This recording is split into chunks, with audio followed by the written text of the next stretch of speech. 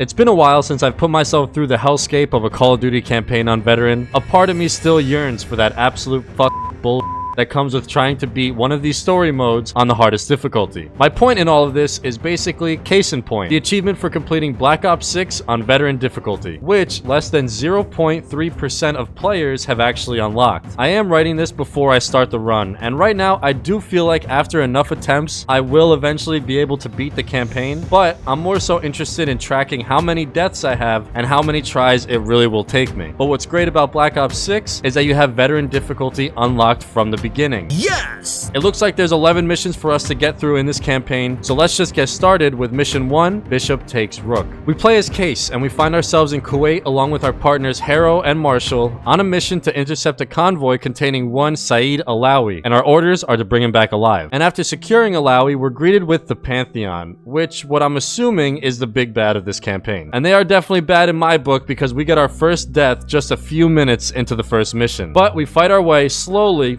through an ambush, and we're introduced to Adler, a classic Call of Duty use the rockets out of the back of the Jeep quick time event later, and we're back in the interrogation room with Woods and Livingstone. But honestly, these cutscene graphics are pretty insane. But anyway, Bishop Takes Rook complete on Veteran, and only one death. Next, we're dropped into Arrival, where we're introduced to our safe house, and it kind of has like a very loose RPG element to a COD campaign. Again, not sure if this has been done in recent years, but it was a decent change of pace. This is where we level up our character, get perks, upgrade weapons, and our operator overall. And at this point, I started by upgrading the gear station because just off the first mission, I felt like stuns, flashbangs, grenades, and all of that are going to be really important over the course of this run, but we'll see where we get and if we even end up using this at all. But then we head over to the evidence board to start our next mission, Blood Feud. We find ourselves in Avalon, a rich city run by various factions, and we're partnered up with Savati Dumas, a local freelancer. We follow a lead that brought us to the Mediterranean coast, and what's great is it's actually a stealth mission, and I told myself my best chance to get through this on Veteran is definitely to go undetected, because all you have is a silenced pistol, and well...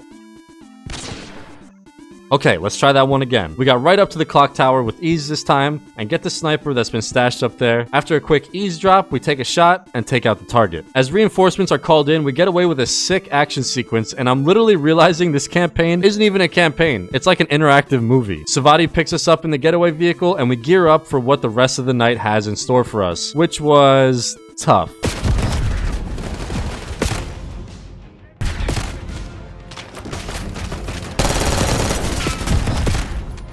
Finally, made it through, and we find ourselves face to face with Saeed, and in classic COD campaign fashion again, cue the slow-mo pistol scene. We chase after the targets, and after a complete shootout in the local market, we take out Sagir and Saeed, earning Sev's trust and completing the mission. We get shipped back to DC in order to break out Russell Adler, who's being held at an underground CIA site. But in order to get there, we have to go undercover as a photojournalist to get the eye scan of a senator. After some sleuthing and a swift quick-time event to the face, we locate a pager with an encrypted message that leads us to a kitchen to meet with the senator and get his retinal scan by less than traditional methods, I'll say.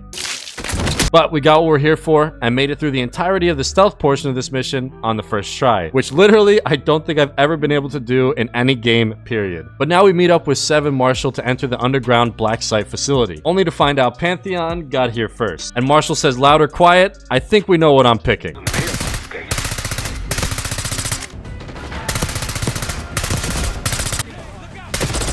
Yeah, okay, that didn't work. So, trying a more stealthy focus approach, I got farther, but still no dice. One more try this time, running through the right side, was a success without getting sighted. And we get to the next stealth portion of the mission, the RCXD. Just a few tries for that, and we secure Adler. But now, we gotta get this damn guy out of this place, and the Pantheon threw everything, even this armored guy that has laser traps, at us. But that wasn't even the bad part. It was this room that gave me my first real taste of Veteran, because there were snipers lined up everywhere, just one-shotting me, taking me back to the days of Halo 2 on Legendary. But after like 5 or 6 tries, we think we're home free, but cue the Juggernaut. He was dispatched with just a few frags and a well-placed shot, but of course, still not home free yet. Fighting our way through the initial gala room, we were in what proved to be a bit more of a challenge than anticipated. I don't know what it was about this room, and I tried everything from camping to adrenaline stims to launching homing knives knives like I'm playing Batman Arkham. But finally, after 30 tries, we get to the other side and get the most John Wick action sequence to get out of here with Adler and Marshall, even with the unlimited mag pistol. After slamming my head against the wall for a few hours, we find ourselves needing access to a certain individual's palace, but the only way we can do this is to help the SAS forces take out a bunch of launchers in Iraq. The mission starts off quick as we get right to the first launch site, which with a couple well-placed shots and a C4, it's taken out with ease. We're then given a TAC map, which turns this mission into some kind of like fast travel Ubisoft game. Various points of interest are highlighted, and so are the 3 remaining launch sites that we need to take out. 2 deaths that shouldn't have happened got racked up, but at least from this outpost we got a mortar strike, which will definitely help with the next launch site for sure. But I ended up finding a sniper perch, and with some intel from a scout, we could pretty much take the whole place out with a snipe, which was actually kind of sick. Another C4 and a swift fast travel away. 2 more to go. And on my way, I tried to help a downed helo and got instantly wiped, so another tally. Then I finally complete it and out of nowhere get dropped. Honestly, I might have to stop going for these little side missions at this point, but the good news is only 1 try later and we end up getting an airstrike, which was used to quickly take out the next launch site. 1 left, and all I really had to do was wait for the airstrike to finish its cooldown, call another one in. That's all the launch sites. Now it's time to suit up and storm the palace. The next mission, the Cradle, begins right where we left off, even still keeping the score streaks we found in the previous mission,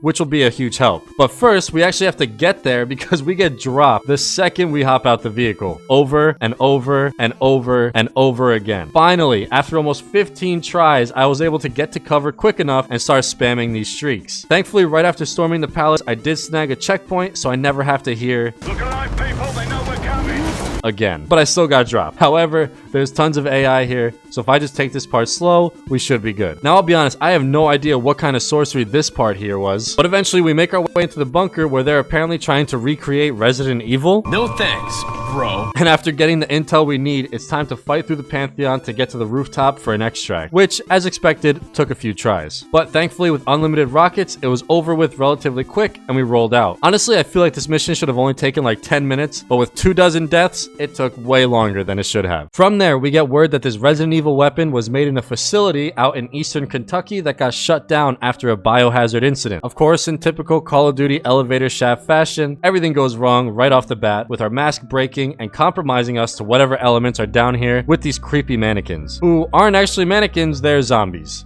I honestly was not ready for a mission like this, but it is a complete trip. However, we find ourselves in a similar situation with a map and a different objective, just like the desert map from earlier. Only this time, instead of scud launchers, we need to find the key cards. At the first one, I go into a cutscene, but didn't realize it was over and got killed by the zombie thing, so unfortunately, add that to the tally. Then I got absolutely handled one more time, but after that, the director key card was ours, as well as a grapple hook, which was pretty sweet. Onto the second key card, and fittingly enough, on the second try, we got it, but man, a mangler on veteran is terrifying. But out of nowhere, a swarm of woods attacks me. What the hell is even that?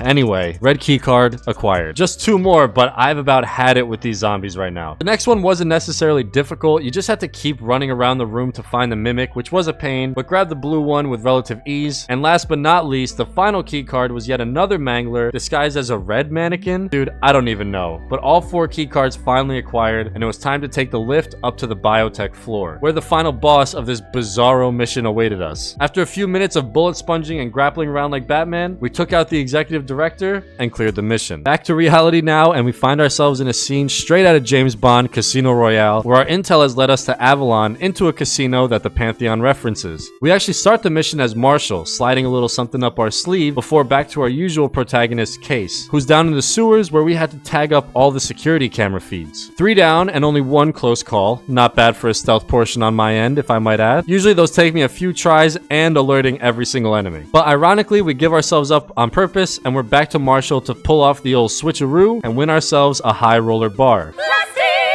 Now we switch over to another team member, Felix, and this is where we get our first L of the mission. We have to sneak into a server room and copy a keycard. But while I'm hacker manning, the world doesn't pause, so I get seen. A close call on the next run, but we make it through and get to Sev for the next stealth portion of the mission. Head underground, call up the elevator for the boys, and then access the armory. But with the amount of stealth required in this mission, I'm shocked I'm only at 2 resets so far. And finally, gaining access to the armory, we load it up with weapons, link up with the squad, and stack a ton of C4 on the vault. Now it was a game a king of the hill, but thankfully the game gives you a ton of armor and weapons for this part, so honestly, not too bad. Then we finally switch back to Case, who's having a bit of a rough time, but we break free and make our way to the rest of the team. What's hilarious is this mission starts as like a super low-key, maybe 1 or 2 bodies here and there, but now we've blown a hole underground and left a complete trail of bodies in our wake. Now it was time to fight our way through the casino, back through the sewers, and into the canals to get out of here with the dossier that we stole. For a stealth mission mixed with a complete shootout, only 2 deaths. Honestly, that was a really sick mission too. Playing as all the characters, it kind of felt like a mini heist movie. Next up, it's time to get some answers from a mad scientist about the Resident Evil goo that we found. But in order to get to him, we have to get to an airport in Kuwait and grab Gusev before he takes flight. And this mission honestly gets right to it. We're dropped in, and by right in, I mean dropped immediately. Okay, let's try that one again. We get through the first area, and this is where the elites of this mission start. First, we have the shotgun elite that literally bum rushes you, and it's horrifying. And after taking him out, we move to the RPG elite, which, yeah, took a couple tries. And finally, right before we board the plane, the chem elites and the minigunner elites are waiting for us. Okay, now that I know there's an ambush, we can do this a little cleaner, take out the minigunner, and board the plane to clear out the remaining enemies. Which, maybe standing in one spot with a minigun isn't the right choice. And though I do make it up the plane, I get blind fired by this guy. Anyway, clearing the plane led to absolutely nothing, of course, and now we have to get all the way across the airport, which proved to be rather difficult. But after making our way across the tarmac, we get to steal a tank, and this part was glorious.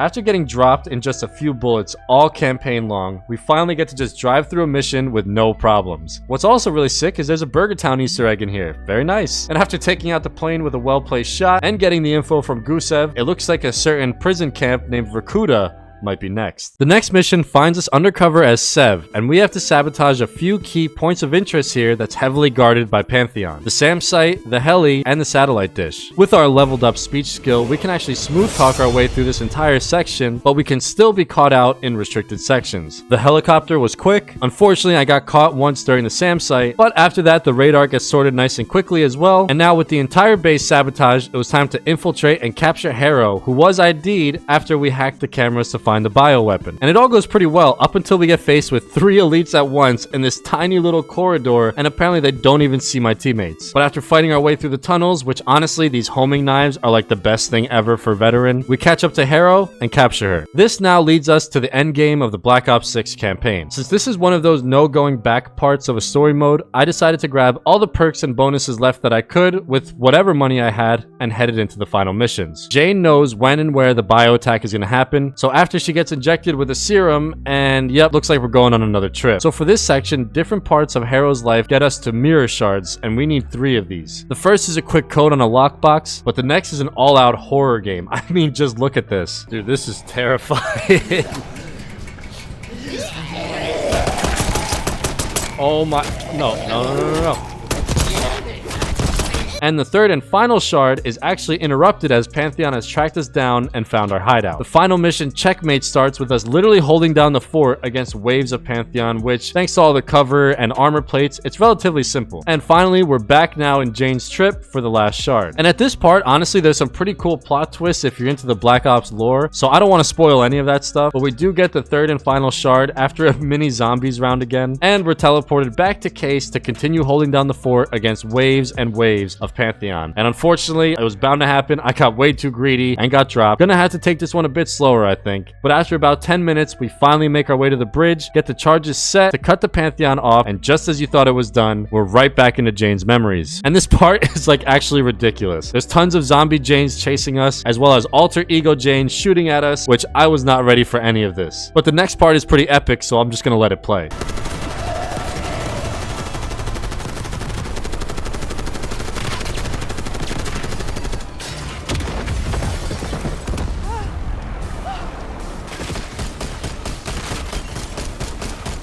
Then I thought I had to fight people off, but that was a mistake. Turns out I'm supposed to only hightail it through this part. An unnecessary death to add to the tallies, but oh well. Jane gets all her memories back, and now it's finally time to end this.